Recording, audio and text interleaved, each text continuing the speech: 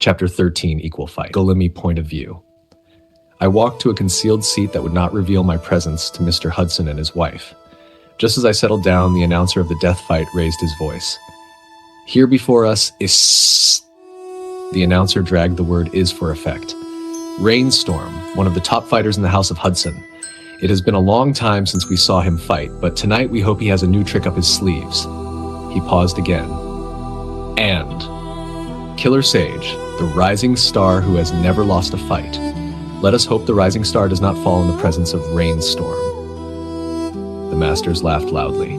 The slaves forced themselves to chuckle. I don't think Killer Sage will fall, Mr. Gaba commented calmly. Why is he called Sage if he will fall at the presence of a storm? That would mean he is not wise. Mr. Hudson responded with confidence. Rainstorm will win. There is no way Killer Sage can escape his trick. I felt sadness rise in me. I do not want either of them to die, but this is beyond my power. Across the arena, Killer Sage stood fierce and steady. Rainstorm's face was cold, almost emotionless. The announcer lifted his hand. At the count of 3, you fight. 3, 2, 1, fight. Both men charged. Killer Sage attacked first. He slashed his knife toward Rainstorm's throat. Rainstorm twisted aside and instantly formed a sword out of rain in his hand. The liquid blade hardened and blocked the strike. Steel pressed against water. The rainsword began cutting into Killer Sage's knife. Look at that, the coach shouted from the side. A sword made from rain, strong enough to cut steel. Killer Sage pulled back before his weapon snapped. He spun and launched a kick toward Rainstorm's ribs. Rainstorm blocked the kick and slid backward. With a sharp motion, he shaped water into a thin blade and hurled it. Killer Sage drew a second knife and knocked the water blade aside. Rainstorm lifted 2 fingers to his lips. The air shifted. The single water blade split into 2. 2 became 4. 4 became 8. Water blades rushed toward Killer Sage from every direction. Killer Sage planted his feet firmly. He formed an upside-down triangle with his fingers. Then Killer Sage spoke in a demonic language, Lamatara, which means darkness shield protection. The ground cracked open. A black shield rose from beneath him. The water blades struck it and dissolved into mist. The shield slowly sank back into the earth. Rainstorm vanished as Killer Sage was on the watch for sudden attack.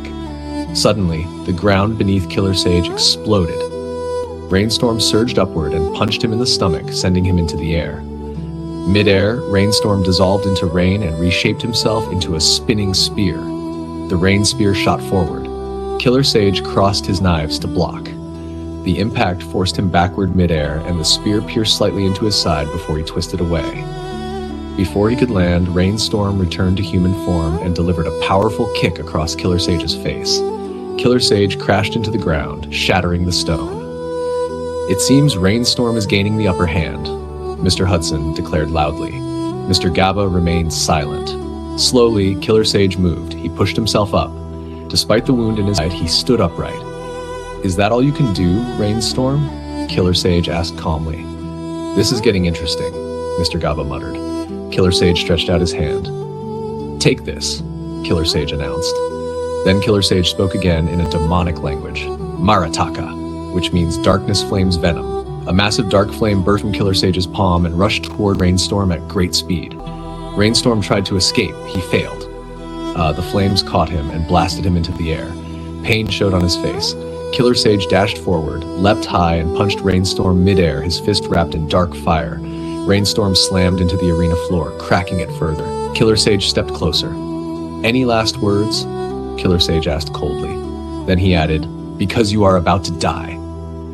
Rainstorm struggled to stand. I underestimated you, Rainstorm admitted weakly, but I'm happy to die. Die. I need to visit my sister and that girl planning to escape this cage of blood.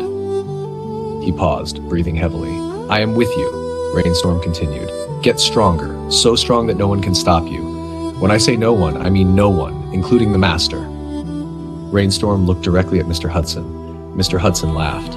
It is not possible, Mr. Hudson replied confidently. She cannot escape. I believe in her, Rainstorm answered firmly. My courage rose as I listened. I could take you to the land of the dead with me, Killer Sage, but I won't, Rainstorm said. Enough talk, Killer Sage snapped. Rainstorm slowly lifted his hand. This is my ultimate power, Rainstorm declared. I have never used it before. Then Rainstorm spoke in a demonic language. Imatalikara. At first, his hand was stretched toward Killer Sage. Suddenly, he redirected it toward Mr. Gaba. Within a blink, rain mixed with lightning and thunder struck Mr. Gaba. Mr. Gaba died instantly. Gasps filled the arena. "Kill that traitor!" Mr. Hudson roared angrily. Without hesitation, Killer Sage drove his sword through Rainstorm's chest. The blade came out from the other side as dark blood flowed from Rainstorm's mouth. "I leave you as a scapegoat for the one planning to escape," Rainstorm whispered, facing Mr. Hudson. "She will be your nightmare. I chose to end Mr. Gaba instead of you. You can't block it either. I used all my power on that ultimate attack." "You foolish man," Mr. Hudson responded coldly. "You just taught me to stay alert at all times. Most of my powers are connected to lightning. I would not have died.